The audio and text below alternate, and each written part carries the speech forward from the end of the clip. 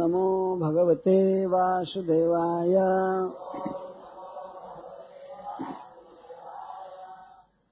ओम नमो भगवते वासुदेवाय।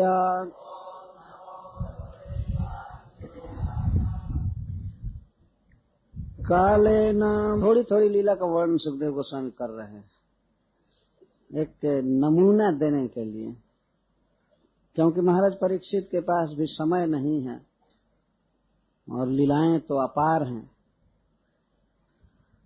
कालेन ब्रजताल्पेन गोकुले राम केशव। जैसे जैसे समय बीता, थोड़ा ही समय बीता तो राम और केशव जानू से, घुटनों से और हाथों से रिंग मारव, चलने लगे, रेंगने लगे। रेंगना शब्द बहुत प्रसिद्ध है। जमीन पर जैसे छोटे छोटे जीव चलते हैं वैसे चलने लगे। जमीन से ऊपर नहीं उठ सकते थे, भूमि से ऊपर पैर पर खड़ा होने की अभी शक्ति नहीं थी। सब लोग ऐसे चल करके आए हैं।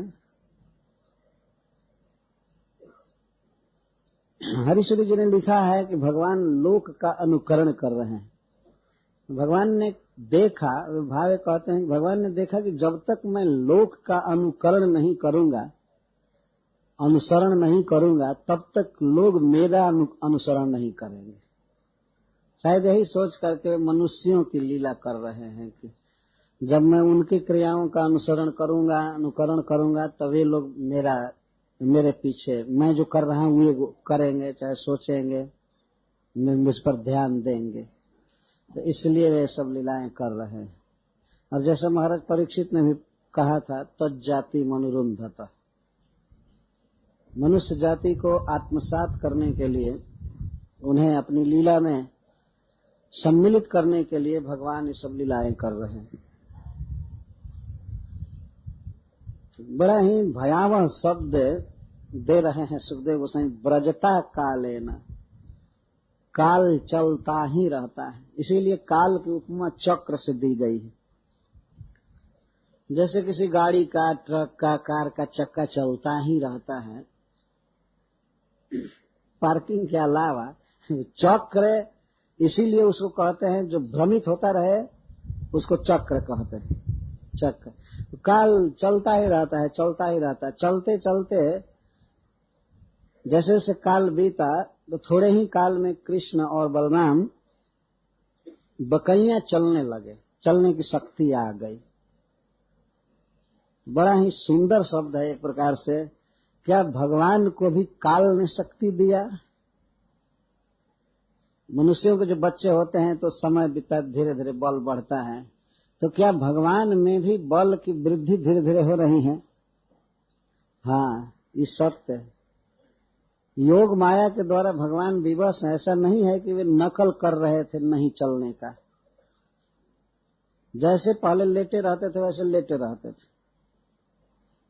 औत्थानिक लीला आप लोगों ने सुना, जिस दिन करवट बदले थे तो उस दिन उत्सव किया गया, तो उसके पहले करवट भी नहीं बदल सकते थे।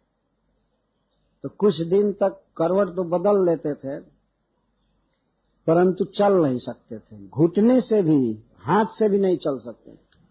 तो सुखदेव गोस्वामी कहते हैं, ब्रजता अल्पेन कालेन, बीतते हुए थोड़े समय में ही राम और केशव घुटनों और हाथ के बल चलने लगे। बकैया कहते हैं इसको चलने। घुटनों चलत रेणु तन मंडित, मुखदध लेप किए, शोभित कर नवनीत। सूरदास जी ने गाया है। इस तरह से चलते हैं, चलने की शक्ति उसमें नहीं। तो कृष्ण को केशव क्यों कह रहे हैं सुखदेव गोस्वामी? राम तो खैर बहुत सुंदर लग रहे हैं, रमणीय हैं, इसलिए उनको राम कहो। केशव को इसलिए ऐसा कह रहे हैं कि भगवान कृष्ण के जो केश थे वो अभी से बड़े ही सुंदर दिख रहे थे सुखदेव गोस्वामी। केश व का अर्थ होता है बध्नाति या मंडयति, जो अपने केशों से दूसरों को सुख दे या बांध ले उसको केशव कहते हैं। तो इतने आकर्षक केस हैं कृष्ण के कि जो भी देखता है तो उनके केसों पर दृष्टि चले जाते है, आकर्षित हो जाता है। तो सुखदेव गोस्वामी भी आकर्षित हो रहे हैं, इसलिए केशव शब्द दे रहे हैं। नहीं तो केशव क का अर्थ है ब्रह्मा, इस का अर्थ है शिव जी। तो यहाँ पर कौन शिव जी और ब्रह्मा को कंट्रोल कर रहा है? उठने की शक्ति ही नहीं है तो वो अर्थ नहीं लिया जा सकता है। ये केशों की सुंदरता का भाव है। तो राम और केशव जानुभ्याम सपाणीभ्याम रिंग माणव बीजाहृत। हरिश्वरी जी कहते हैं कि बहुत काल से यह पृथ्वी दुखी थी, तो भगवान अपने हाथों से ऐसे थप थप करके चल रहे हैं जो पृथ्वी पर, तो उसको आश्वासन दे रहे हैं, उसका मानो आंसू पोंछ रहे हैं कि तुम दुखी मत हो, मैं आ गया हूं। तो जानू से चल रहे हैं और हाथ से ऐसे ऐसे चल रहे हैं,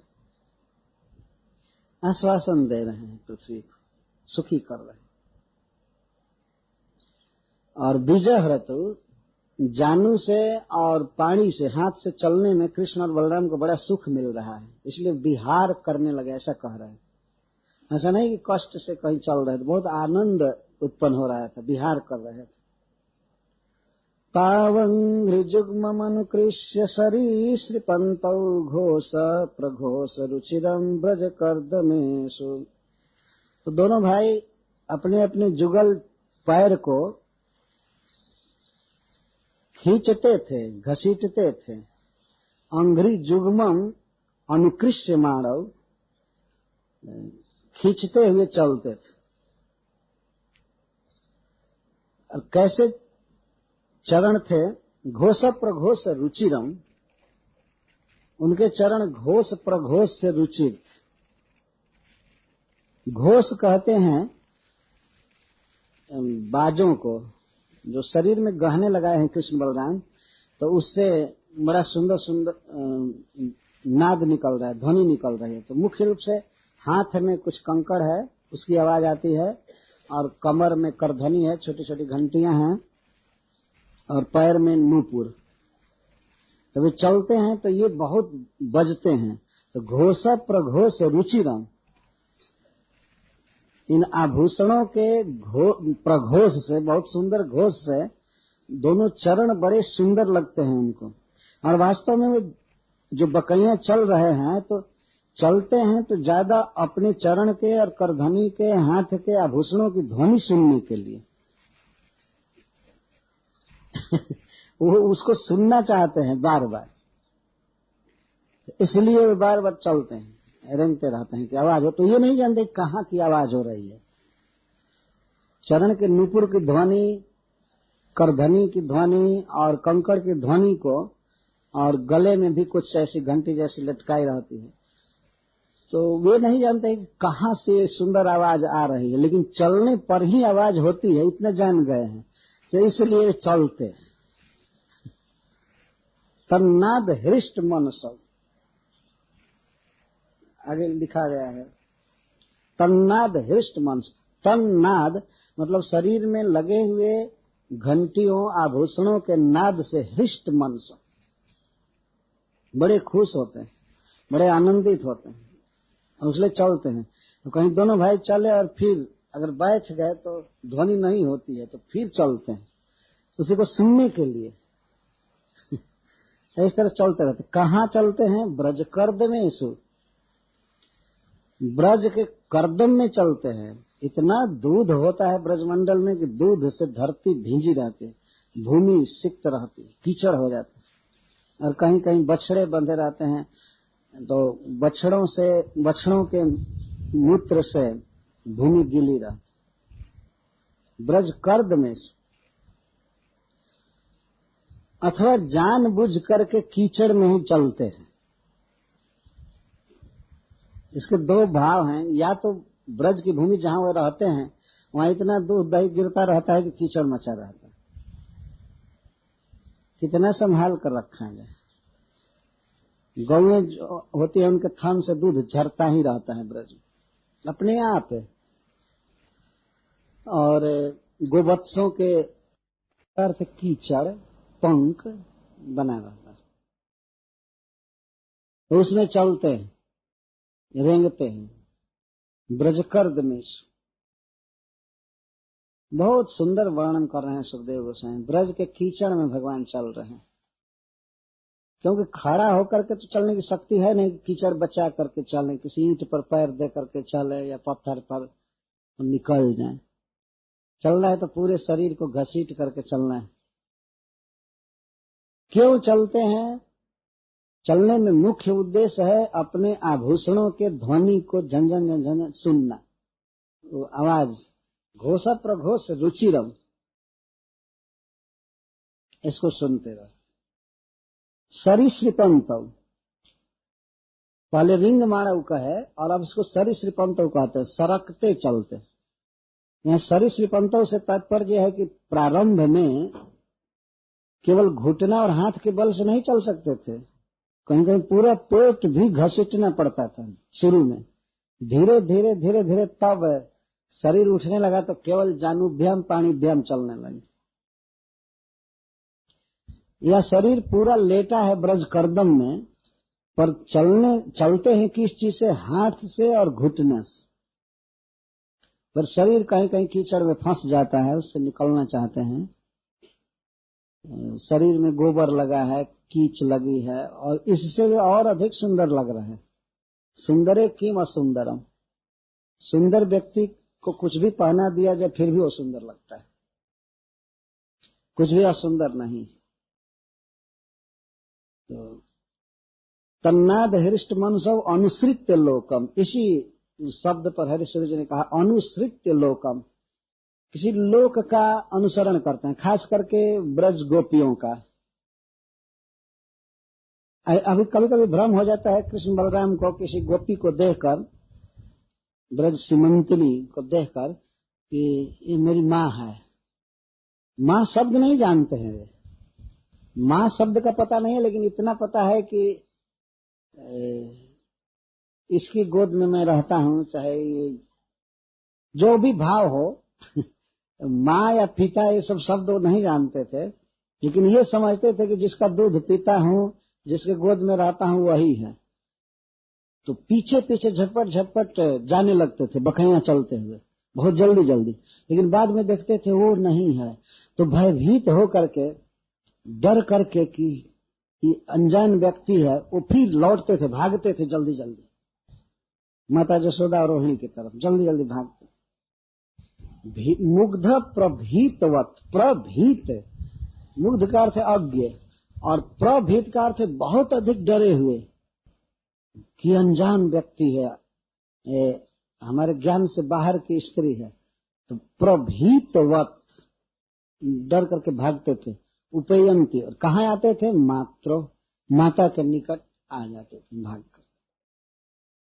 यह दिन भर लीलाएं चलती रहती थी, केवल एक दो बार की बात नहीं।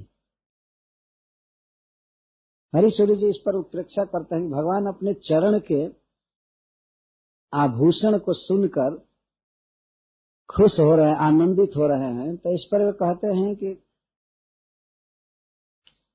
जो मेरा अनुगमन करता है और मेरे चरण में रहता है, जो मेरे पीछे पड़ा हुआ है, तो उसकी ध्वनि को सुन करके मैं आनंदित होता हूं। जब भक्त लोग कीर्तन करते हैं तो भगवान बहुत आनंदित होते हैं। कहते हैं उनके चरणों के दास, लेकिन उनके मुख से कुछ आवाज निकलती है तो उससे भगवान को बहुत प्रसन्नता होती है। तो अपने ही चरण के आभूषण को सुनने के लिए, उसके ध्वनि को सुनने के लिए वो चलते हैं, सुनते रहते हैं। भक्तों को हमेशा आश्वासन रखना चाहिए, धैर्य रखना चाहिए कि भगवान हम पर ध्यान दे रहे हैं। ध्यान ही नहीं दे रहे हैं, बहुत पसंद करते हैं। चुपचाप रहने वाले भक्तों को उतना पसंद नहीं करते हैं जितने गाने वाले को। हरे कृष्णा कृष्णा कृष्णा हरे हरे, हरे राम राम राम हरे।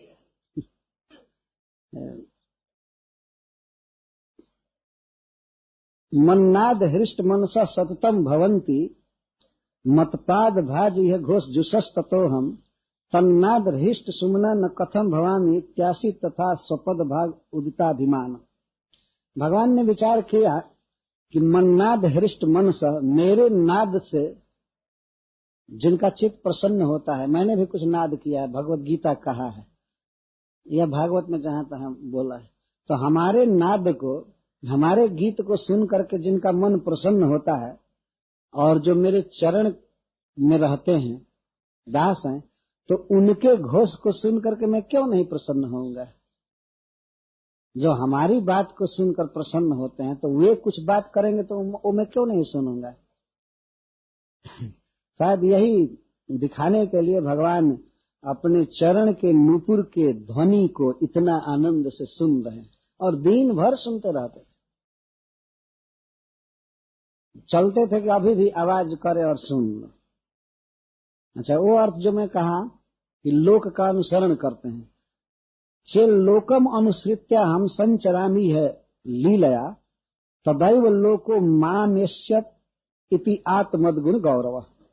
यदि मैं लोक का अनुसरण करूंगा लीला करते हुए, तभी लोक मेरा अनुसरण करेगा, मेरे गुणों को ग्रहण करेगा।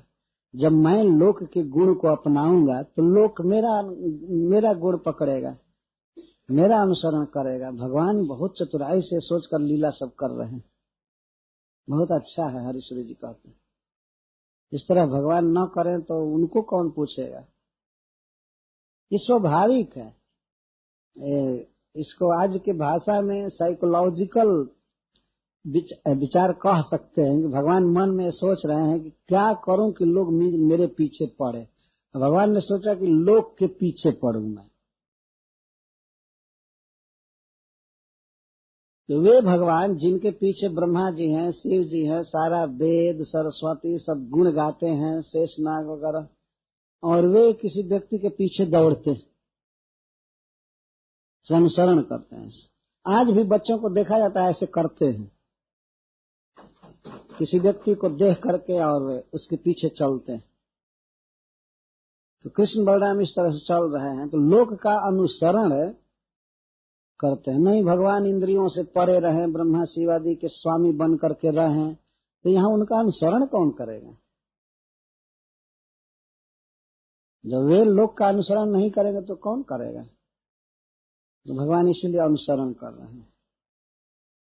आकृष्टम पदतः सताम अघचयम स्वांगानुसक्तम मुहुर गत्वा तत्सविधम तदीय कर्तः सम्मार्जयाम्यंजसा येषु मद गुण कीर्तनैक वचसो ये शुद्ध सत्वामृतस प्रश्लिष्यद हृदया मदर्पित गृहाचारोपचारा नरा ब्रज कर्दम लिप्तेन गच्छता मातुरंतिकम अबोधि माधवेनेदम जतस्तत्र तथा स्फुटम।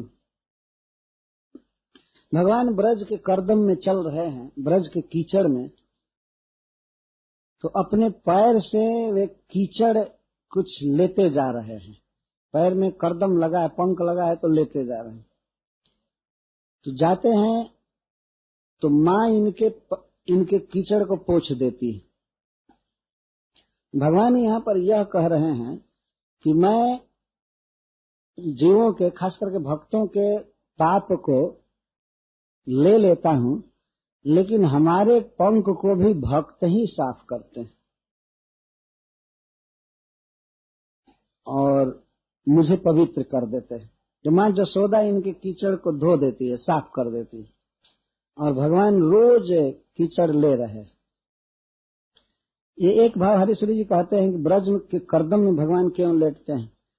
तो भगवान ने सोचा कि जो मेरे लिए ही सारा गृह व्यापार रखा है, सारा कार्य मेरे लिए, दूध दही सब कुछ मेरे लिए, तो उसके चरण रज में ही रहना मेरे लिए ठीक है। ऐसे महान प्रेमियों के चरण रज में रहकर अपने शरीर को पावन करना चाहिए। इसीलिए भगवान ये सब लीला कर रहे हैं। लोग कीचड़ में रहना चालू किए। गोप गोपी और गौओं के चरण रज से वो सिक्त रहता था, धूली। जैसे भगवान अपने को पवित्र करना चाहते हैं। तो इस तरह वे माँ के पास लौटते हैं तो तन्मातरौ निज सुतौ घृणया स्नुवन्त्यौ पंकांगरागरुचिरौ उपगुह्य दौर्भ्याम दत्त्वा स्तनं प्रपिबतः स्म मुखं निरीक्ष्य मुग्ध स्मिताल्पदशनं यजतुः प्रमोदम्। हनुमान जी ऊपर है क्या?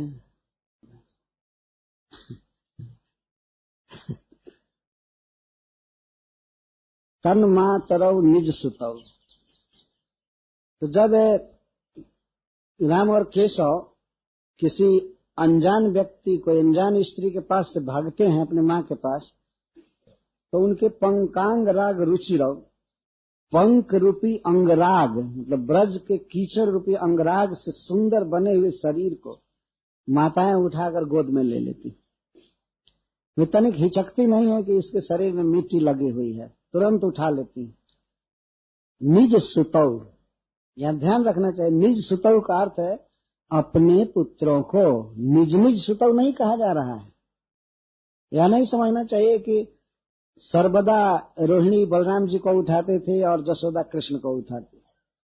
मातृव्यत्ययेन, श्रीपद सनातन गोस्वामी जी कहते हैं कि कोई भी किसी को उठा लेते थे और वे दोनों भाई भेद नहीं करते थे। कभी कभी कृष्ण रोहिणी जी के गर्भ में, रोहिणी जी के गोद में चढ़कर और दूध पीने लगते थे, और श्री बलराम जी यशोदा जी का दूध पीने लगते थे। ये निज सुतौ है।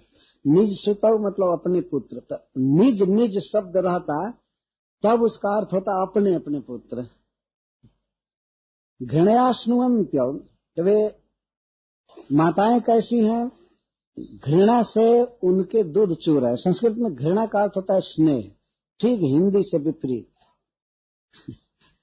हिंदी में लोग प्रयुक्त करते हैं घृणा, घृणा का अर्थ है हेट, नहीं पसंद करना, लेकिन संस्कृत में घृणा का अर्थ है स्नेह, प्रेम। तो घृणया स्नुवन्त, स्नेह से दोनों माताओं के दूध चूते रहते थे। तो पंकांग राग रुचिरौ, पंक रूपी अंगराग से रुचिर बने हुए, सुंदर बने हुए उनको अपने दोर्भ्याम, अपने दोनों बाहों से उठाकर और दत्वा स्तनम, स्तन देती थी पीने के लिए। पीबतोस्म मुखम निरीक्ष, और पीते हुए बच्चे के मुख को देखकर यजतुः प्रमोदम, परमानंद को प्राप्त होती थी।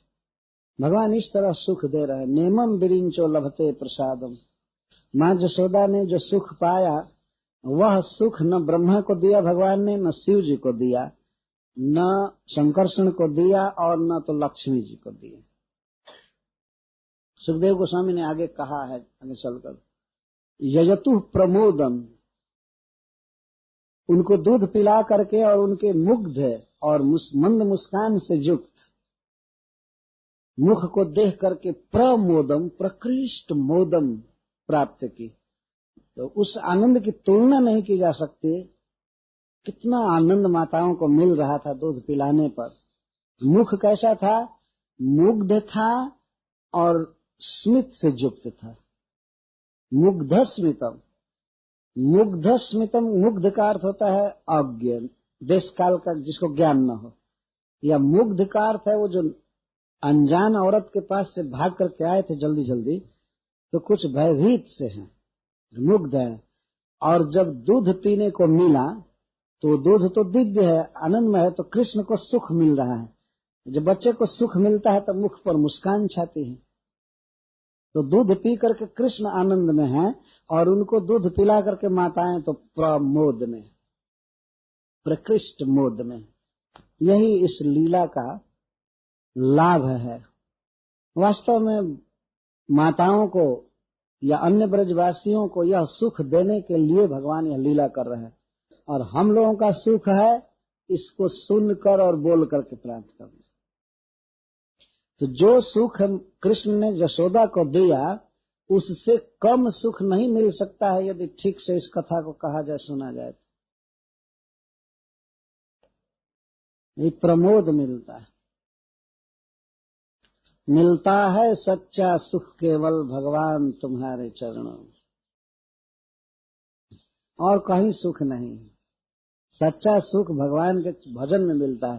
तो भगवान जिसके गोदी में चढ़कर और दूध पी रहे हैं, मंद मंद मुस्कुरा रहे हैं, और उनके मुस्कुराते हुए मुख को मां देख रही हैं और दूध पिला रही हैं, तो इस तरह से प्रमोदम यजतु, महान प्रमोद को प्राप्त। और क्या देख रहे हैं मुख में? मुख तो ऐसे मुग्ध है और उसमें हंसी है और अल्प दशनम, छोटे छोटे दांत हैं। श्रीपाद श्रीधर स्वामी जी कहते हैं परिमाण की दृष्टि से और संख्या की दृष्टि से अल्प कहा जा रहा है, अल्प दशनम। अभी 32 दांत नहीं आए हैं, थोड़े थोड़े दांत आए हैं और साइज भी उनका बहुत थोड़ा थोड़ा छोटे छोटे दांत हैं और संख्या में भी अभी 2-4 उगे हैं। बहुत सुंदर लग रहा है। इसका अर्थ है कि वे जब स्मित कर रहे हैं या पी रहे हैं तो उनके दांत दिखाई पड़ रहे हैं छोटे छोटे। बड़ा सुंदर मुख। यही माँ जशोदा और रोहिणी का दिव्य सुख है। दत्वा स्तनम प्रपिबतो स्म मुखम निरीक्ष। ये पीबता नहीं कह रहे हैं, प्रपीबता, पीने में भी इनको तृप्ति नहीं हो रही है, खूब देर तक पीते रहते हैं। माताएं भी पिलाती रहती हैं तो इनको पीने में आनंद मिल रहा है। इसलिए सुखदेव गोस्वामी कहते हैं प्रपीबतः प्रकर्षण पीबतः, और उधर उनको पिलाने में साधारण आनंद नहीं आ रहा है, प्रकर्षण आनंद आ रहा है, इसलिए उधर भी प्रमोदम। प्रपीबतः और प्रमोदम दोनों ओर एक समान सुख है। भगवान को सुख मिल रहा है माँ का दूध पीकर और माँ को सुख मिल रहा है दूध पिलाकर और बच्चे की तृप्ति को देखकर। यह नित्य लीला है, सर्वदा ये चलती रहती है लीला। माँ को यह दिव्य सुख भगवान ने दिया। जेतु प्रमोदम, ये प्रमोद यही परम लाभ है। उसे सुख में और कृष्ण में भेद नहीं है। ऐसा नहीं समझना चाहिए कि यह सुख है लक्ष्य है और भगवान की सेवा जो है साधन है। नहीं, सेवा करके सुख प्राप्त हुआ, लेकिन वह सुख और तरह से होने लगे तो सेवा नहीं करेंगे, ऐसा नहीं। वो सुख है और वो सेवा दोनों एक वस्तु है। जर्यंगना दर्शनीय कुमार लीलौ अंतर्ब्रजे तदबला प्रगृहीत पुच्छहि वत्सैरितस्ततौ भावनुकृष्यमाणौ प्रेक्षन्त उज्झित गृहा जयसुर्हसन्त्यः। जब अंगनाओं के स्त्रियों के लिए दर्शनीय कुमार लीला करने लगे दोनों बच्चे, दोनों भाई अंतर्ब्रज, ब्रज में क्या क्या करते थे। यहाँ एक बात कही जा रही है कि अंगना दर्शनीय लीला, अंगना स्त्रियों को कहते हैं। छोटे छोटे थे तो अभी पुरुषों के समाज में बहुत कम जा रहे थे। छोटे छोटे बच्चे स्त्रियों के बीच ही रहते हैं, तो इसीलिए सुखदेव गोस्वामी कहते हैं इनकी जो लीलाएं होती थी अधिकतर अंगना दर्शनीय थी, स्त्रियों के द्वारा दर्शनीय, देखने ही जो। कुमार लीला कर रहे थे अंतर ब्रजे। तो ब्रज की गोपियां अबलाएं इनकी लीलाओं को देखा करती थी। एक लीला का वर्णन सुखदेव गोस्वामी कर रहे हैं कि जानू से और घुटने से, हाथ से चलते हुए कृष्ण बलराम कहीं कहीं जाते थे तो बछड़े बैठे रहते थे, गोवत्स गायों के छोटे छोटे बच्चे बैठे रहते थे, तो जाकर उनका पूंछ पकड़ लेते थे। कभी कभी एक ही साथ 2-3 बछड़े का पूंछ पकड़ते थे या कभी एक का, तो पूंछ पकड़ने से वो बच्चे खड़े हो जाते थे, वो बछड़े, और इधर उधर चलने लगते थे, भागने लगते थे। तो पहले पूंछ पकड़ते थे और वो भागने लगते थे, तब ये और जोर से पकड़ लेते थे कि छूट न जाए। ये नहीं जानते थे कि छोड़ देंगे तो हम सेफ रहेंगे। थोड़ा पकड़ते थे और वो खींचते थे तो ये भी खींचे जाते थे, तो और दृढ़ता से पकड़ लेते थे और आय आय आय रोने लगते थे कि ये क्या हो गया यह बुद्धि नहीं है कि छोड़ दे। तो फिर रोने लगते थे, आय आय आय आय करते रहते थे। तो गोपियां दौड़ती थी बछड़े को रोक करके और तब इनको हटाती थी, और वो केवल रोते थे, यह भी नहीं कहते थे कि छोड़ा हो या ये करो, क्योंकि भाषा भी जानते नहीं थे। बोलना नहीं जानते थे, कुछ कहते नहीं थे मुझको छुड़ाओ या ये हो गया, केवल रोने लगते थे। प्रगृहित पूछे, तो जहां परब्रह्म को, भगवान को बछड़े अपने पूछ में घसीट रहे हैं, उस ब्रज की महिमा को कोई क्या कहेगा बताइए। हरीश्री जी तो लिखे हैं, ये तो सबसे बड़ा आश्चर्य हो गया। आज तक हमने सुना था कि भगवान इंद्रियों से परे हैं, गो से परे है। गो माने इंद्रिय और गो माने गौए, तो इंद्रियों से परे हैं और उनको इंद्रियां अपने पूंछ में घसीटे, ये तो अजीब बात हो गई। जो इंद्रियातीत है, पर ब्रह्म है, चिन्मय सत्ता जिनकी है, उनको भी छोटी छोटी इंद्रियां और अपने पूंछ में इनको घसीट रही हैं ब्रज में, तो क्यों नहीं विस्मय हो जाएगा। गोपियों को बड़ा विस्मय होता था, और गोपियों में कोई कोई गोपी श्रुति है। हरीश्वर जी कहते हैं श्रुतियां भी गोपी बनी हुई हैं, ये 10वें स्कंध में लिखा गया है वेद स्तुति में। तो उनको विस्मय हो रहा है, तो कहते क्यों नहीं वेद को विस्मय होगा। श्रुतियां तो आज तक यही जानती थी कि भगवान इंद्रियों से परे हैं, और वही भगवान इंद्रियों के द्वारा खींचे जा रहे हैं ब्रज करदम में, और रो रहे हैं, छोड़ने की भी शक्ति नहीं। अंत में आकर के गोपियां छुड़ाती हैं, वही श्रुति रूपिणी गोपियां। तो वो श्रुतियां वर्णन करती, नहीं नहीं इंद्रियों से परे है ब्रह्म, छुड़ा करके और उसको ठीक करती। इस तरह से हरीश्वर जी ये अपनी उत्प्रेक्षाएं करते हैं। जहां भगवान गाय के पूंछ में खींचे जा रहे, घसीटे जा रहे, वो धाम कितना महान होगा। और वहां के वासी, जहां गौएं भगवान को पूंछ में खींच रही हैं, तो दूसरे मनुष्य क्या करेंगे, उनके बस में क्यों नहीं भगवान होंगे। वत्सय ऋतस्ततः प्रगृहित पुच्छय वत्सय इतस्ततः अनुकृष्य मानव। प्रगृहित पूछे, प्रगृहित शब्द बता रहा है, जब बछड़े उठते थे तो और भी प्रकर्षण पकड़ लेते थे पूछ। और वो कृष्ण बलराम ऐसा अनुभव करते थे कि हम पर संकट आ गया है।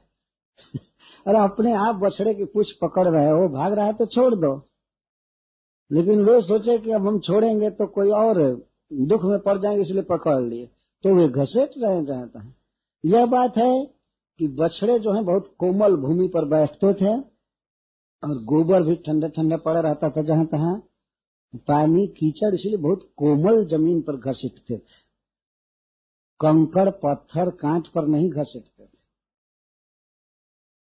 और वत्सय शब्द बहुवचन है, अगर एक एक बछड़े को पकड़े होते एक एक भाई, तो 2 वचन में रहता है। तो इसका अर्थ श्रीपाद सनातन गोस्वामी करते हैं कि हो सकता है कभी कभी एक ही साथ कई बछड़े का पूछ पकड़ लेते होंगे, अथवा पकड़ पकड़ कर और फिर गोपियां छुड़ाती होंगी तो फिर पकड़ते रहते होंगे, दिन भर इनका यही काम रहता होगा। वत्सय ऋतस्ततः अनुकृष्य मानव, खींचे जाते थे, घसीटे जाते थे, यही इनका आनंद था। भगवान हरीश्वर जी कहते हैं कि भगवान इस लीला के द्वारा यह सिद्ध कर रहे हैं कि चाहे मैं और अवतारों में भले इंद्रियों से परे हूं, लेकिन इस अवतार में मैं सबके इंद्रियों के अंदर आ रहा हूं, इसलिए इंद्रियों से मेरा भजन करो। हरे कृष्णा कृष्णा कृष्णा हरे हरे, हरे राम राम। मन में तो शुरू में ही आ गए, वसुदेव जी के मन में आ गए। मन इंद्रियों का नायक है, और अब छोटी छोटी इंद्रियों के भी अधीन घूम रहे हैं। इसलिए इंद्रियों को लगाना चाहिए, आंख से भगवान को देखना चाहिए, वाणी से कीर्तन करना चाहिए, कान से श्रवण करना चाहिए, नासिका से उनकी सुगंध सूंघनी चाहिए, उनका स्पर्श करना चाहिए। भगवान कृष्ण इंद्रियों से परे नहीं, जो भगवान इंद्रियों से परे हो रहते रहे। इनको तो इंद्रियां घसीट रही है इधर उधर, और घसीट करके मानो इंद्रियां इसको प्रचार करना चाहती हैं। भगवान भी प्रचार करते हैं कि देखो अपने इंद्रियों के बस में कोई मुझे कर सकता है। तो भगवान को दर्शन करना चाहिए, ऐसा नहीं सुनना चाहिए भगवान इंद्रियों से परे हैं, हम क्या करें। क्या करे कैसे करे, गजब हैरान हूँ भगवान तुझे कैसे रिझाऊं मैं। गजब हैरान हूँ भगवान। अरे क्यों हैरान हो रहे हो? हरे कृष्ण महामंत्र जपो, प्रणाम करो, भगवान सुलभ। और कोई भक्ति न हो तो ब्रज के धूल में लूटना चाहिए जहाँ भगवान लूटे हैं खूब। तो भगवान भी आ करके यहाँ खींचे जा रहे करदम में, कीचड़ में, और तो वहां पड़े रहना भी एक बहुत बड़ी भक्ति है। कई आचार्यों ने कहा है कि अगर भगवान कृष्ण ब्रज से बाहर खड़ा होकर कहें कि आओ यहाँ मेरा दर्शन करो, तो मत जाओ, मत करो। वृंदावन सीमा के बाहर हरिहू को न निहार, रेमन वृंदा विपिन निहार। ब्रज के बाहर, वृंदावन के बाहर अगर कृष्ण हो तो उनको भी देखने मत जाओ। ये अनन्यता के आवेश में कुछ भक्त कहते हैं, भटकत फिरत गौड़ गुजरात। कुछ लोग गुजरात जाते हैं द्वारकाधीश का दर्शन करने, कुछ लोग उधर जगन्नाथ जी का दर्शन करने जाते हैं, इधर उधर जाते हैं। उसी पर कहते हैं भटकत फिरत गौड़ गुजरात। कुछ लोग भटक रहे हैं इधर उधर। अरे ब्रज के धूल में लौटो, यहाँ भगवान लौट रहे हैं। यही इसी रज के सहारे पड़े रहेंगे तो भगवान तो सुलभ हैं ही। कौन ऐसा धाम है जहाँ भगवान को बछड़ा अपने पूंछ में लपेट कर खींच रहा हो? कोई है ऐसा धाम? वत्स इतस्ततः अनुकृष्यमाण, इतस्ततः में यहाँ वहां तो खींचे जा रहे हैं, खींचे जा रहे हैं। ये लीला करते। तो गोपियां घर का काम छोड़ करके उज्जित गृहा, इनको देखने में ही लगी रहती थी हमेशा। घर का काम नहीं कर पाते, पहले तो इनको बचाने के लिए और ये लीला देखने के लिए ऐसा करती रहती थी। अभी छुड़ाया तब तक 10 मिनट के बाद फिर वही, फिर रोने लगते थे, फिर खींचे जाते थे। तो जहेसु उज्जित गृह जहेसुर हसंत, बहुत प्रसन्न होती थी, हंसने लगती थी ठठा करके कि ये अभी इनमें कितना बल आ गया हाथ में। ये कोमल कोमल हाथ है और चला नहीं जाता है, कोई चीज हाथ से उठा नहीं सकते, लेकिन पूंछ पकड़ने में इनके हाथ में इतनी शक्ति कहाँ से आ गई? खींचे जा रहे थे तो वे हंसती रहती थी। घर का काम धंधा छोड़ करके कृष्ण बलराम को देखती रहती थी। उनको देखने में बहुत सुख मिलता था और भगवान यह सुख देने के लिए ही ये सब लीला कर रहे हैं। तो एक लीला के द्वारा भगवान बहुत बहुत संकेत करते हैं। जैसा हरिश्री जी ने बताया है कि भगवान की जो लीलाएं होती हैं वो प्रयोजन शून्य नहीं होती हैं, और इसके साथ ही साथ एक ही बार में वो कई कई प्रकार की बातों को प्रकट करते हैं। इसका ये आशा है, इसका ये आशा है, इसका ये आशा। वास्तविक उसका आशय तो है ब्रज गोपियों को सुख देना, वहां के भक्तों को सुख देना, लीला करना। और एक आशय है कि बाद में भक्त लोग हमारी इन लीलाओं का गान करेंगे, श्रवण करेंगे तो उनको सुख प्राप्त होगा। लेकिन इसके साथ ही साथ उन लीलाओं द्वारा और भी वे संकेत करते हैं कि देखो, जैसे मैं गो के पूंछ में फंसा हुआ हूं, ये पूंछ पकड़ करके मैं चल रहा हूं, तो इस तरह से कोई भी व्यक्ति मुझको अपने इंद्रियों में पा सकता है। लेकिन ध्यान रखना चाहिए कि इंद्रियां कृष्ण को नहीं पकड़ी हैं, कृष्ण इंद्रियों को पकड़े हैं। हरिश्री जी ये कहते, भूल नहीं करनी चाहिए कि इंद्रियां भगवान को बस में कर लेंगी, लेकिन भगवान जब इंद्रियों को पकड़ेंगे तब क्या होगा? गौ माने इंद्रिय और गौ माने गाय। बस भगवान स्वयं ही जिसके इंद्रिय में आना चाहें तो कौन रोक सकता है? तो भगवान ये संकेत कर रहे हैं कि मैं, इंद्रियां मुझे नहीं पकड़ सकती हैं, मैं इंद्रियों से अतीत हूं, लेकिन मैं किसी की इंद्रिय में आ सकता हूं, और ऐसा आ सकता हूं कि वे इंद्रियां हमको जैसे चाहे नचा सकती। हम रासलीला में देखते हैं एक भगवान की गोमय लीला होती है, गोबर से उनका श्रृंगार किया जाता है। एक बार कोई गोपी आई कृष्ण का दर्शन करने के लिए, लेकिन वो कुछ गोबर चुन रहे थे, गोमय गाय का गोबर लेने आई थी, बहाना की थी नंद बाबा के खिड़क में। तो कृष्ण ने कहा कि तुम चोर, इधर क्यों आई, क्यों इधर आई। तो कुछ बातें चली, मुझे पूरा ध्यान नहीं है, लेकिन कृष्ण ने कहा कि ठीक है तुम गोबर ले जा सकती हो, लेकिन मुझे माखन दो। तब एक एक के खेप पर एक एक लोंदा माखन लूंगा। तो गोपी के घर में माखन की तो कोई कमी नहीं थी। उसने कहा ठीक है, लेकिन तुम उठाओ गोबर को। वो अपनी टोकरी में उठा देती थी तो कृष्ण उसको उठाते थे। कृष्ण ने कहा भी है कि अपनी माँ से कि माँ ये हमसे गोबर उठवाती है हा करके, इतना हमको तंग करती हैं। मैया जब मैं घर पे चलूं बुलावे ग्वालिन घर में माँ, और उसी में कहें कि हमसे गोबर उठवाती, तो गोबर उठाते हैं।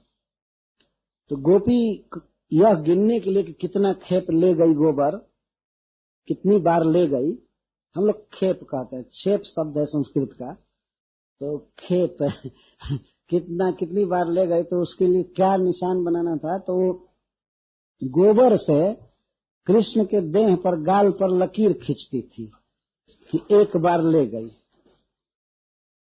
तो उधर से फिर आती थी ले जाने में, तो कृष्ण सोचते थे तो बहुत देर कर रही है, इस तरह से तो मेरी कमाई बहुत कम होगी। तो वे फिर गोबर लेकर स्वयं ही लकीर बना लेते कि ज्यादा लोंदा मिलेगा माखन का इस तरह से करते थे। ये भगवान की लीलाएं हैं ब्रजवासियों को सुख देने के लिए। तो भगवान इन लीलाओं द्वारा ये संकेत कर रहे हैं कि मैं सुलभ हूं, तेषा हम सुलभ पार्थ नित्य युक्त योगिना। भगवान को दुर्लभ, अलख, निरंजन लोग कहा करते हैं, लेकिन भगवान गीता में कहते हैं मैं सुलभ हूं। किसके लिए सुलभ है? नित्य युक्त योगिना। जो नित्य युक्त है, मेरी भक्ति में लगा हुआ है, मुझे प्राप्त करने के उपाय में लगा हुआ है, उसके लिए मैं सुलभ हूं। कितना सुलभ है भगवान, कितना सुलभ है तो ब्रज में देख सकते हैं। जो परब्रह्म है, किसी के ध्यान में नहीं आता है, वो ब्रज को एक खिलौना है। एक पद में गाते हैं ना, वो ब्रज का एक खिलौना बना हुआ है, जहां बछड़े घसीट रहे हैं पूंछ में इस भगवान को, परब्रह्म को और इस तरह से है। तो वत्सय ऋतस तथा उभव अनुकृष्य मानव प्रेक्षन्त्य उज्जित गृह। प्रेक्षन्त्य का अर्थ प्रइक्षन्त्य, गोपियां प्रकृष्ट रूप से देखती रहती थी। घर के काम धंधा में उनकी रुचि नहीं थी, वो सर्वदा यही प्रतीक्षा करती रहती थी कि कब इस तरह का दृश्य हो रहा है। और केवल यह तो एक उपलक्षण दिया गया कि बछड़ों के पूंछ में खींचे जा रहे हैं, लेकिन और इसी तरह की बहुत बहुत लीलाएं हैं। तो सुखदेव गोस्वामी यदि इस लीला माधुरी में बह जाते तो महाराज परीक्षित को और कथाएं नहीं सुना पाते, क्योंकि एक से एक तरंग है, धारा है, लेकिन वो थोड़ा थोड़ा वर्णन करके निकल जा रहे हैं। इतनी ही लीला वे कह रहे हैं। अब बछड़े के द्वारा कृष्ण बलराम को खींचे जाने की उभौ अनुकृष्य मानव। तो श्रृंगग्नि दंश टसी जल द्विजकंठ केभ्य क्रीड़ा परव अति चलव ससुतम निषेधु गृह्याणि कर्तुमपि जत्र तज्जनन्यौ सेकात आपतुरलम मनसोनवस्थान। तो बछड़ों के भाग्य की सराहना की। वे बछड़े कितने भाग्यशाली थे, कितना सुख उनको मिलता होगा जब दिव्य सच्चिदानंद हाथों से भगवान उनको पकड़ते होंगे, तो उसे सुख मिलता होगा। हरिश्री जी एक और विभाव कह रहे हैं कि जिनका दूध भगवान पीते हैं उनकी संतान है ये बच्चे। जिन गौओं का दूध पी रहे हैं उनकी संतान ये बच्चे हैं। तो उसके द्वारा ये संकेत करते हैं कि जो लोग भक्त हैं, मुझे भोग लगाते हैं, मेरी सेवा करते हैं, तो उनके संतान के चरण रज में मैं घूमता हूं, उनकी तो बहुत दूर की बात। बछड़े के खूर से जो गड्ढे बन रहे हैं उस पर भगवान जा रहे हैं, बलराम जी के साथ खींचे जा रहे। तो दूध तो पीते हैं गौओं का, सेवा करते हैं गौएं, तो गौओं के बच्चों के खूर रज में लौट रहे हैं। तो भगवान संकेत कर रहे हैं कि जो कृष्ण का अंश हैं, जो कृष्ण के भक्त हैं, उनके चरण रज में तो भगवान लौटेंगे ही, इसमें कहना ही क्या है। उनके संतान भी होंगे जो कृष्ण को कुछ दे नहीं रहे हैं, उनके भी चरण रज में मैं लौटता हूं। तो धन्य है वे बच्चे जो भक्तों के बच्चे हैं, भगवान के जो भक्त है उनके बच्चे धन्य। तो वे भी कृष्ण को पूंछ में खींचते हैं ये संकेत कर रहे हैं। अच्छा, तो कृष्ण और बलराम अति चलऊ, बहुत चंचल थे बचपन में, बहुत चंचल। अति चलऊ, अति का अर्थ है कि अब मैं शब्द में नहीं वर्णन कर सकता हूं कितना चंचल थे। अति चलऊ, चलऊ का अर्थ होता है चंचल, और अति का अर्थ है कि ऐसे चंचल लड़के आज तक हुए नहीं सृष्टि में। अति चपल। क्या करते थे? श्रृंगी, सिंह वाले जानवर को पकड़ने दौड़ते थे। उनको पता नहीं होता था कि सिंह से मार देगा, ये भयावह जंतु है। तो श्रृंगी, सिंह वाले जानवर जैसे बैल और सिंगी और अग्नि की तरफ दौड़ते थे।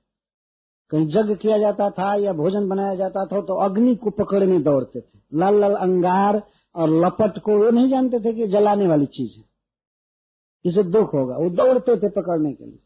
तो माताएं घर का काम धंधा पूरा छोड़ करके केवल इनको पकड़ने में लगी रहती थी 24 घंटे। जब तक सोते नहीं थे तब तक वो हमेशा इनको पकड़ना, इधर रखना, तब तक तुरंत जा करके फिर पकड़ना चाहते थे।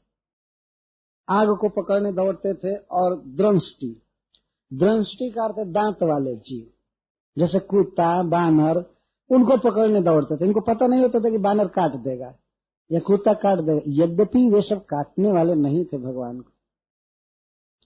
भगवान का ऐसा स्वरूप है कि उसको देख करके हिंसक से हिंसक जीव का भाव बदल जाता। जिन्हें ही निरखी मग सांप इन बीच। भगवान श्री राम जब वन में चलते थे तो उनके चरण को देख करके सांप और बिच्छू भी अपना विष छोड़ देते थे। वे उसके लिए कठोर नहीं थे, वे भी प्रेम करने लगते थे। तो यद्यपि वे काटते नहीं, लेकिन फिर भी माताएं सोचती थी कि वो कुत्ता के मुख की तरफ जा रहा है और दांत वाला है, वो काट देगा, और उसको पकड़ने के लिए दौड़ते थे। बानर को पकड़ने के लिए दौड़ते थे। दृष्टि में दांत वाले जीव, दृष्टि।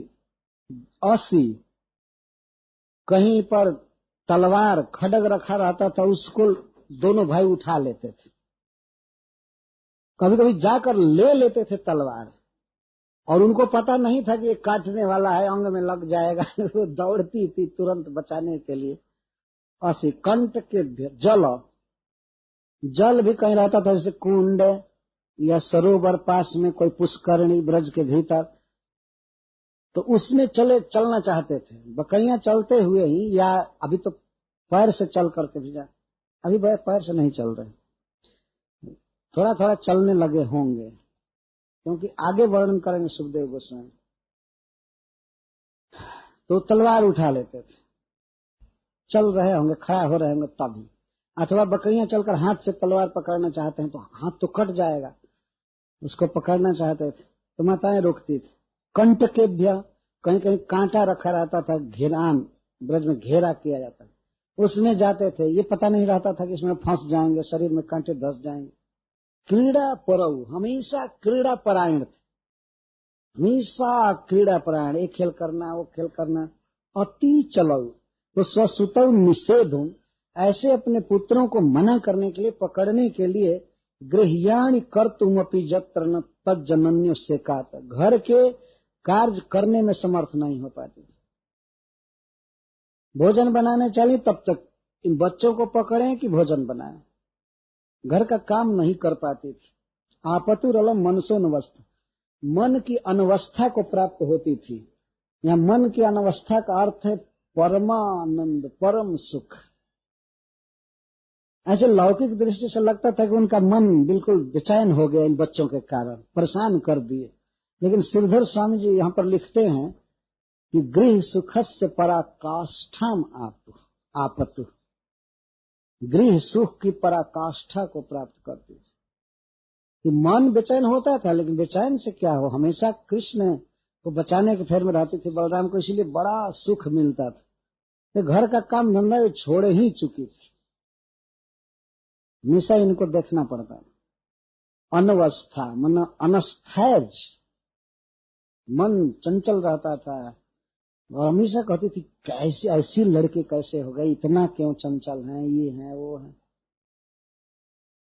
तो भगवान यही सुख देने के लिए माताओं के प्रति ये व्यवहार कर रहे थे, हमेशा इन सब वस्तुओं को पकड़ना चाहते थे।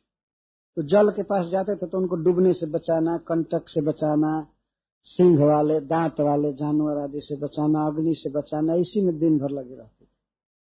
तो काले नाल्पेन राजर से राम कृष्णश्च गोकुले अघृष्ट जानुभि पदभीर विचक्रमतुरंजसा। अब थोड़े ही समय में राम कृष्णश्च, अब कृष्ण शब्द कह रहे हैं, आनंद घन। प्रथम बार सुखदेव गोस्वामी यहाँ कृष्ण शब्द का प्रयोग कर रहे हैं लीला में। अब नाम मिल गया है तो इसीलिए प्रयोग कर रहे हैं। राम को तो राम कह रहे हैं, वो बहुत सुंदर लग रहे हैं, बड़े रमणीय है। तो और कृष्ण तो परमानंद घन सर्वाकर्षक हैं ही, इसलिए कृष्ण दे रहे हैं।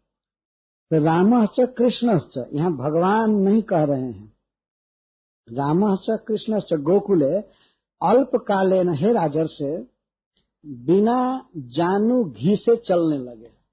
अघृष्ट जानू घी मतलब खड़ा होकर के चलने लगे, कभी कभी गिर जाते थे, अभी नया नया चल रहे थे, लेकिन अब घुटना नहीं घिसना पड़ता था, अब बकैया नहीं चलना पड़ता था। अघृष्ट जानू भी पद भी विचक्रमतुर अंजसा, और अंजसा विचक्रमतु का मतलब अब वो चलने लगे, दौड़ने भी लगे, बहुत जल्दी जल्दी सीख गए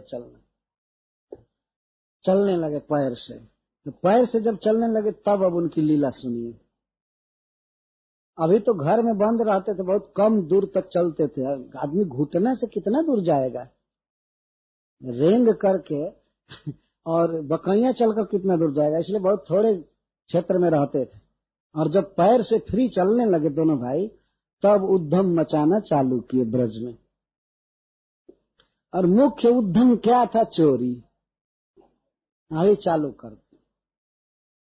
और वह किस लिए? ब्रज स्त्री नाम मुदन चिक्रीड़े, ब्रज की स्त्रियों को परम सुख देने के लिए कर रहे हैं। यहाँ पहले सुखदेव गोस्वामी कह देते हैं, और गोपियों को परम सुख मिलता था, परंतु उनके उलाहना से ऐसा लगेगा कि ये तो तंग हो गई है। परंतु ध्यान रखना चाहिए, भगवान उन्हीं को आनंद देने के लिए सब लीला कर रहे हैं और उनको परम आनंद मिला। ततस्तु भगवान कृष्णो वयश्चैर्ब्रज बालकैः सह राम ब्रज स्त्रीणाम चिक्रीड़े जनयन मुदम।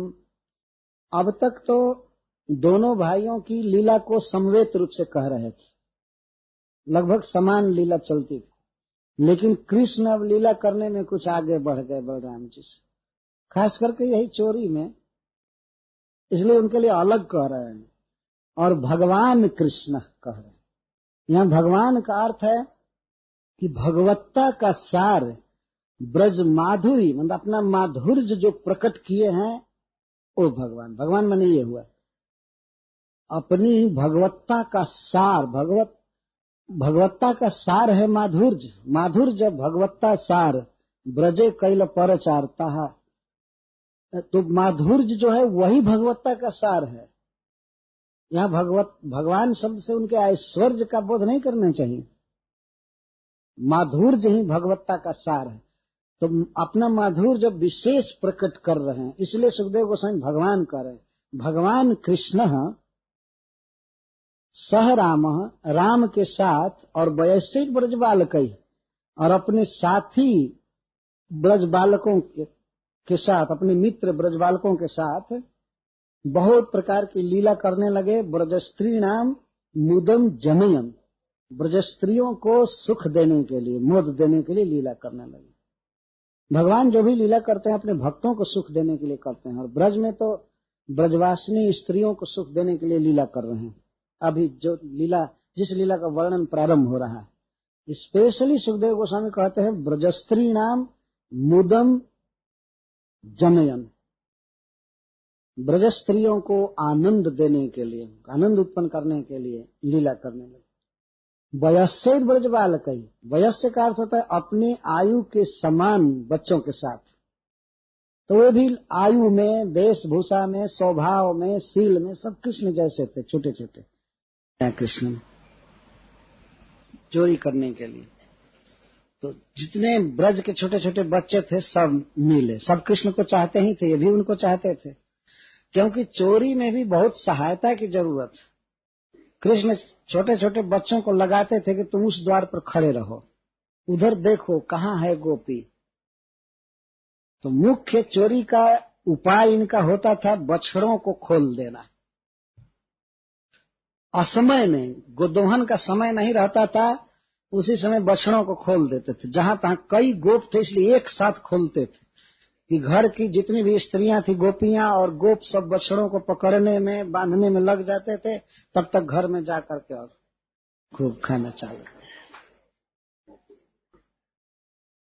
तो चोरी में, भगवान की लीला में इनके साथियों का सहयोग बहुत जरूरी था। इसलिए वयस्सेर ब्रज बालक। और हरिश्चंद्र जी कहते हैं कि कोई भी काम करना हो, चाहे अच्छा या बुरा, तो अपने से बड़े को मिलाकर रखना चाहिए। इसे बलराम जी को साथ में रखे, सह राम। तो बड़ा भाई अगर भेद दे देगा तो काम नहीं हो सकता। यद्यपि वो सुशील थे, बलराम जी चोर नहीं थे, लेकिन कृष्ण उनको मिलाकर रखते थे चतुराई से। यद्यपि कभी कभी बलराम जी कहते थे कि देखो तुम्हें चोरी छोड़ दो, नहीं तो एक दिन भोगना पड़ेगा।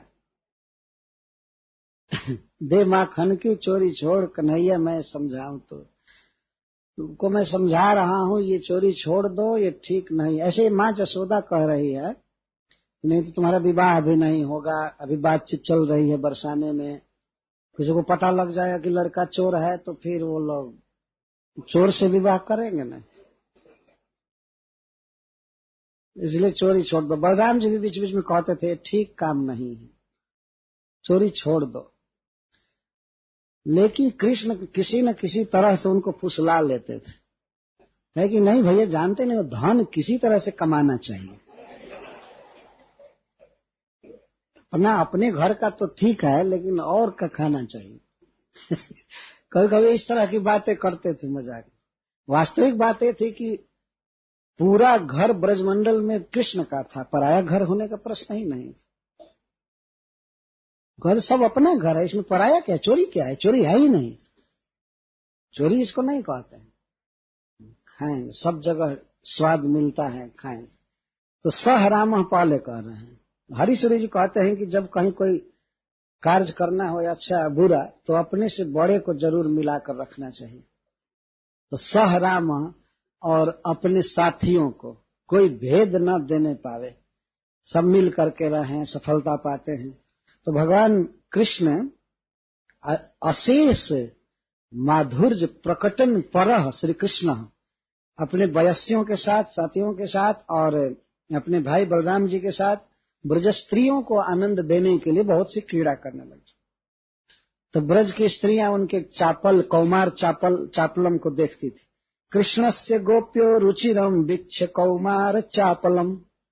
कौमार चापल का मतलब है कुमारावस्था में जो उनकी चपलता थी, चंचलता, उपद्रव, चोरी वगैरह, उसको देखती थी और बिना वर्णन किए नहीं रह सकती थी। इतना उनको अच्छा लगता था कि वो तो देखती थी, माखन खाते हैं, ये लीला करते हैं, वो लीला करते हैं, और भी करते हैं बहुत तरह की, तो उसका वर्णन करने की लालसा से माँ जसोदा के पास आ जाती थी। बाहर से तो ऐसा भाव बनाते थे कि उलाहना देने आई है, लेकिन वो वर्णन करने आती थी और कृष्ण को देखने आती थी कोई उपाय रचकर। तो श्रृणवत्या के लिए तन मातु रीति होचु समागता। तो तन मातु कृष्ण की माता यशोदा के पास आकर और वे गोपियां इस तरह से कहती थी, हे रानी जी, ये जो आपका पुत्र यहाँ खड़ा है, ओ नाको दम कर दिया है, बहुत उपद्रव किया, इसके उपद्रव की बात हम आपसे सुनाती हैं, क्या क्या कर रहा है। हम ग्वालिन हैं, हम लोगों का दूध का ही काम धंधा है, दूध से जीती हैं, लेकिन ये क्या करता है, वत्सान मुंचन क्वचित समय, क्वचित असमय, जब समय नहीं होता है अभी गोदोहन का, उसी समय वत्सान मुंचन, बछड़ों को खोल देता है, बछड़ों को खोल देता है, मतलब कि गौओं का दूध बछड़े पी जाए। और कभी कभी कृष्ण बछड़ों को खोलते थे और कोई गोपी गाली देती थी कि तुम्हारे बाप का बछड़ा है, क्यों खोला, क्यों खोला? तो कृष्ण कहते थे तो मैं तुम्हारे बछड़े को खोला तो बछड़ा दूध पिएगा ना कि मैं पीऊंगा? तुम्हारा बछड़ा बलवान होगा, हमको इसमें क्या मिला? और हत्यारिणी बछड़े को बांध रही हो, बाएं बाएं कर रहा है और चलती हो बराबर में, खोल दिया तो कोई तुम्हारा दूध मैं थोड़े ले जाऊंगा घर में, तुम्हारा बछड़ा बलवान होगा, ये होगा। पकड़ में आ जाने पर ऐसा कहते थे। तो बछड़ा क्यों खोलते थे कि एक ही सब वत्सन बहुवचन में, तो बछड़े खुल जाएंगे, वो लोग दौड़ेंगे पकड़ने के लिए इधर उधर घर से बाहर, और उसी समय जाकर घर में जो भी ताजा माखन दही रखा है खूब खाएंगे, इसके लिए खोलते हैं। तो असमय का अर्थ ये है। और क्वचित असमय का अर्थ गोदोहन का समय नहीं होता उस समय, और क्वचित का अर्थ है। हाँ, इस पर एक प्रश्न उठाया श्रीपाद सनातन गोस्वामी ने कि माँ जसोदा कहती हैं कि असमय में खोल देता है, तो तुम लोगों को तो सावधान रहना चाहिए ना, कोई खोल दिया तो खोलते समय है इसको पकड़ ले, डांटे न खोले, और खोल दिया तो बछड़े को पकड़ ले। तो कहती हैं क्वचित, क्वचित का अर्थ है कि जब हम घर के काम धंधा में व्यग्र रहती हैं उस समय खोलता है, हमको पता भी नहीं चलता है कि कब खोला क्या खोला। जब हल्ला होता है कि बछड़े खुल गए तब हम जानती, तो हम क्या करें। और क्रोश संजात हास, और तो माँ जसोदा ने कहा कि तो तुम लोग डांटती नहीं हो बच्चे को, डांटना चाहिए ना, क्रोश करना चाहिए, आक्रोश, उसको कुछ धमकी देनी चाहिए कि अगर खोले तो थप्पड़ मारूंगी, ठीक कर दूंगी, ऐसा नहीं कहती हो। तो कहती अरे रानी जी, हम जब क्रोध करती हैं, कुछ डांटती हैं, तो संजात हास, ये हंसने लगता है, ऐसा हंसता है कि क्या कहें, इसके मादक हास्य सुधा सिंधु में ही हम डूब जाती हैं। उस समय इतना ये मादक हंसी हंसता है कि हंसी में ही हम सब भूल जाते। तुम ऐसा क्यों किया, ऐसा क्यों किया, था ऐसे हंसने लगता। अब क्या करें, तो इतनी सुंदर इसकी हंसी है, हम क्या करें। क्रोश संजात हास।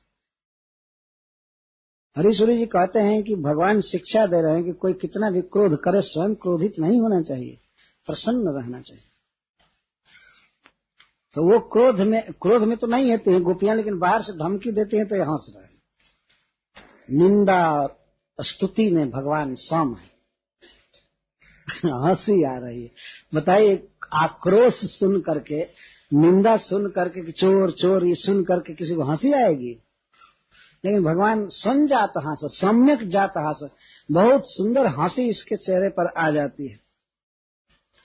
स्तेयम स्वाद्वत, तो आखिर क्यों बछड़ा खोलता है? तो वो गोपियां कहती है चोरी करने के लिए।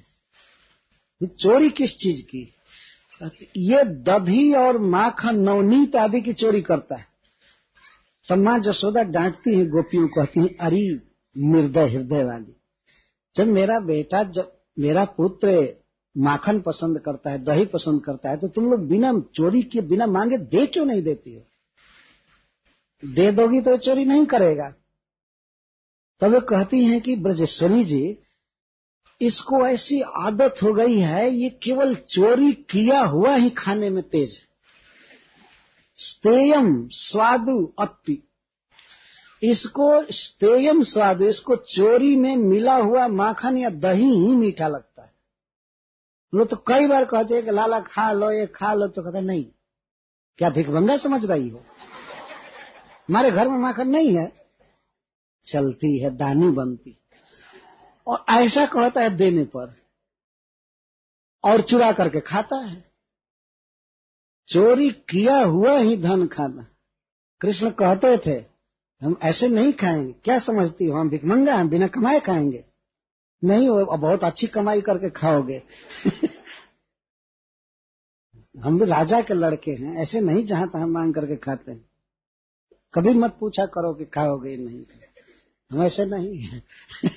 इस तरह से कहते थे। तो स्तेयम स्वादु अति, स्वादु मतलब स्तेयम का अर्थ है स्ते न, चोरी किया हुआ माल ही इसको स्वादु लगता है और उसी को खाता है। अति खाता है क्या? दधी पया, दूध दही नवनीत, चोरी किया हुआ ही इसको अच्छा लगता है।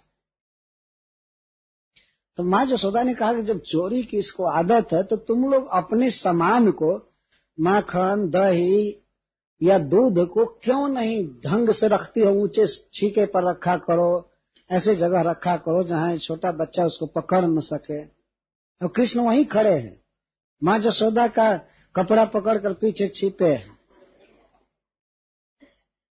और देख रहा है, इतना भोला भाला बन करके कि लगता है कि ये लड़का तो स्वप्न में भी चोरी जानता ही नहीं होगा। और ये भाव व्यक्त कर रहे हैं कि सुनो देखो माँ कितना ये सब झूठ बोल रही है। हम नहीं कहेंगे, इनको जो चुगलखोरी करना है करे। हम संत हैं, हम साधु हैं, हम क्यों इनकी शिकायत करें? इनके मन में जो आ रहा है करें, लेकिन हम किसी की निंदा नहीं करते। जैसे कृष्ण ऐसा भाव व्यक्त करते हैं कि इनको पता ही नहीं है और ये आकर के झूठ मूठ के क्या बक रही। कभी किसी के घर गए ही नहीं, देखे ही नहीं है घर किसी का, और ये आकर कह रही है कि हमारे घर में चोरी करता है, करता है, वो करता है। तो माँ ने कहा कि ऊंचा जगह पर रखो, छिपा करके रखो। तो वो कहती हैं कल्पितय स्तेय योग, ये स्तेय योग चोरी का इतना उपाय जानता है कि हम क्या करें। और कल्पित पहले जो उपाय प्रचलित नहीं है लोक में, वो सब उपाय रच लेता है। कल्पित का अर्थ है रचित। इसको अपने आप बहुत बहुत उपाय मालूम है चोरी करने का, बहुत उपाय करता है। क्या क्या उपाय करता है ये भी वो लोग बताए हैं। जैसे मान लीजिए ऊंचे पर छीका है तो कई पीढ़ा सजा लेता है, कभी उखल पर चढ़ जाता है, कभी किसी सखा के स्कंध पर चढ़ जाता है, और कभी भूल से नसेनी पड़ी रहती है, सीढ़ी रहती है, उसको लाकर लगा लेता है।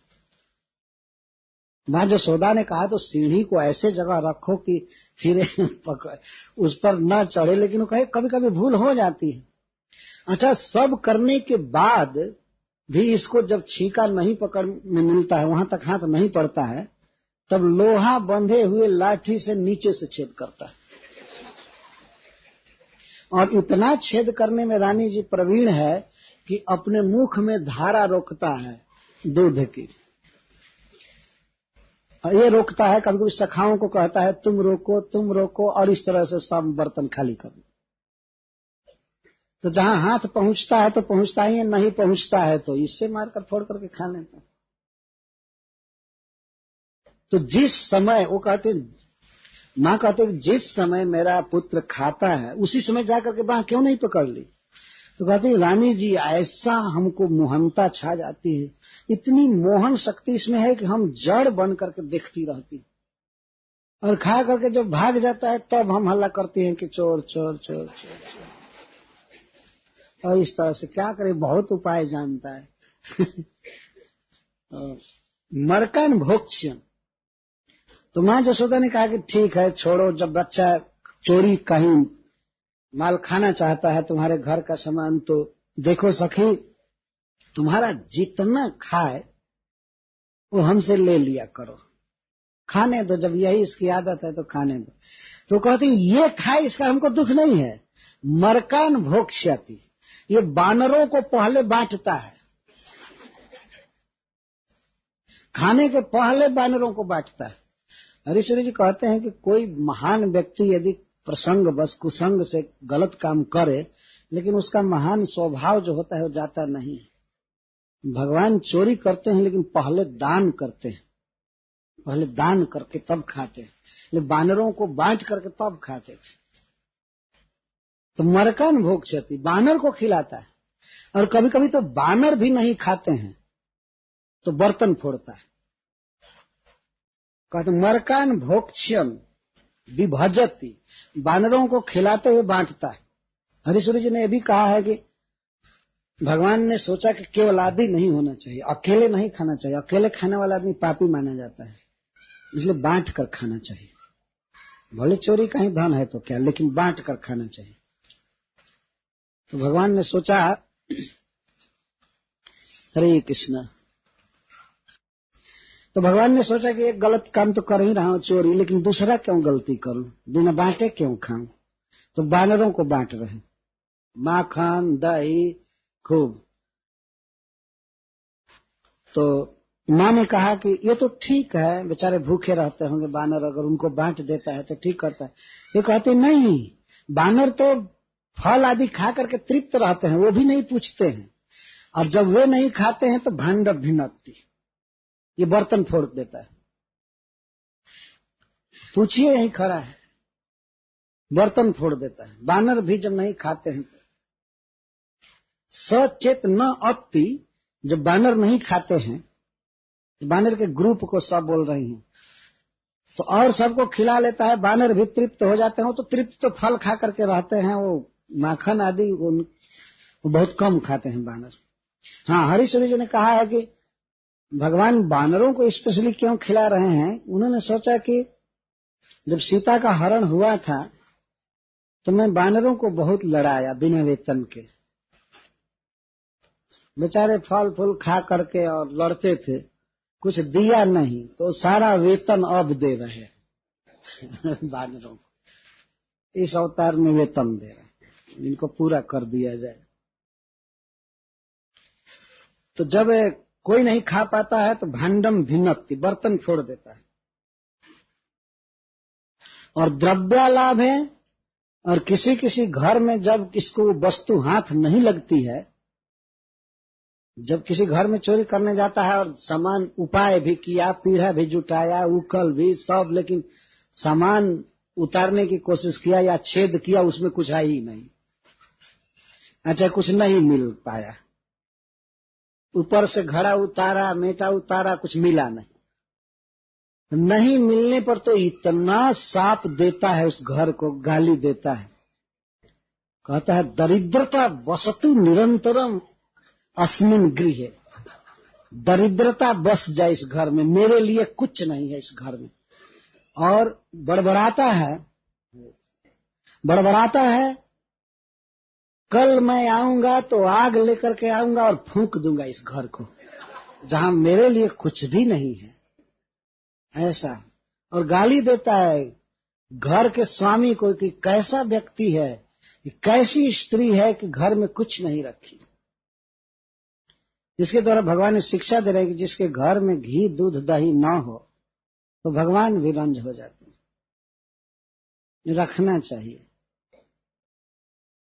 हम लोग सुने हैं कि नंदगांव में आज भी लोग माखन रखते हैं ताजा और उसका भोग नहीं लगाते हैं, भगवान रोज खाते हैं छिप करके घर घर में, ये भाव है। तो जिस घर में द्रव्य लाभ है, जब द्रव्य लाभ नहीं होता है तो क्रोध करते, सगृह कुपित तो जाति पुत्र सुतो कान, और जब कुछ नहीं मिलता है घर में तो साप देते हैं, कहते हैं ये करेंगे वो करेंगे, घर को जला देंगे, और तत्काल में कुछ करने की तो शक्ति होती नहीं है। सोए हुए बच्चों को चींटी काट करके उनका कान ऐंठ करके भाग जाते हैं और वो रोने लगते हैं मानो जगा रहे हैं कि भजन करो, क्यों सोए हो इस तरह से। और बच्चे आए आए करने लगते हैं घर में नहीं मिलता है तब बच्चों को तंग करते हैं, मिल जाता है तो चुपचाप संतुष्ट होकर चले जाते।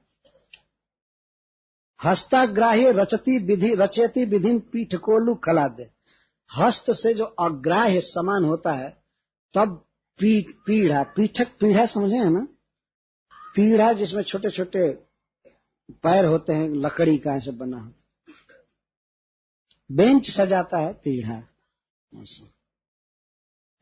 और पीठ या पीठ बच्चों के पीठ पर चढ़ते हैं, जो भी हो, या उनके कंधे पर चढ़ा। उलू खलाद दे, छिद्रम अंतर्निहित बहिना, अंतर्निहित बहिना, किस बर्तन में क्या माल है इसको इसका ज्ञान रहता है।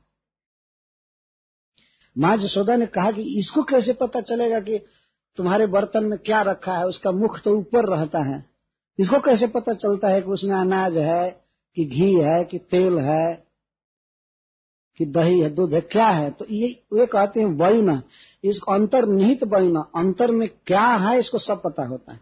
ये पूरा जान गया है कि इस बर्तन में घी रखा जाएगा तो ऊपर इस तरह का वातावरण छाएगा, स्निग्ध होगा, सिक्त होगा। घी रखा जाएगा तो ऐसा होगा, दूध रखा जाएगा तो ऐसा होगा। और अभी ये भी इसको पता चल जाता है कि ताजा माल है इसमें, इसको पता चल जाता है। सब बाहरी आकार प्रकार से वो खाते खाते चोरी करते करते पूरा मिला चुका है किस बर्तन में क्या होगा। और इसीलिए अगर नहीं मिलता है उसके बाद भी तो छेद करता है। सिक्के भांडे सुतद। तो माँ ने कहा कि तो तुम लोग अंधकार से पूर्ण घर में रखा करो सब सामान, अंधकार भरी कोठरी में रखो, वहां जाएगा ही नहीं। तब वे कहती हैं मैया ध्वांतागारे, हम लोग तो पहले से ही ध्वांतागार में अंधकार से पूर्ण घर में सब सामान रखती हैं, लेकिन धृतमणि गणम स्वांगमर्थ प्रदीपम, एक तो इसका अंग ही जो है वो प्रदीप है, चमकता रहता है प्रकृष्ट दीपक जैसे। इसका सांवला शरीर है लेकिन नील मणि की तरह जगमग करता रहता है। तो जिस घर में जाता है वो वहां का अंधकार दूर हो जाता है, वो घर आलोकित हो जाता है। और उस पर तुमने मणि गण धृतम, अनेक मणियां पहना दिया है तो अंधकार रहता ही नहीं। प्रकारांतर से व्यंग कर रही हैं, बच्चा तो ऐसा चोर है ही, तुम भी सहायता कर रही हो चोरी करने में, और गहना सजा दी। चोर को गहना पहनाना चाहिए और आभूषण लगा करके जाता है, तो ऐसे देह ही इसका चमकता है अंधकार में, और ऊपर से गहना पहना दिया और कह रहे हो कि अंधकार में रखो। हम कहाँ रखें, सारा अंधकार तो नष्ट हो जाता है। इस चोर के देह पर इतना गहना पहनाना ठीक नहीं। उनके कहने का आशय ये था। और कृष्ण तो सब चुपचाप सुन रहे थे। भगवान अपनी कथा शांति से सुन रहे हैं, बीच में बहस नहीं कर रहे हैं। तो धृत मणि गणम स्वांगमर्थ प्रदीपम, और अर्थ प्रदीप का अर्थ है कि प्रयोजन साधित करने भर इसके अंग से ज्योति निकल जाती है पर्याप्त। अर्थ प्रदीपम, प्रयोजन के लिए इसका अंग जो है, शरीर है, प्रदीप है, प्रकृष्ट दीप है। अच्छा ठीक है, सब कुछ करता है लेकिन फिर भी सावधान रहा करो। तो कहते हैं सावधान क्या रहे, खाक सावधान है क्या, घर का काम नहीं करे।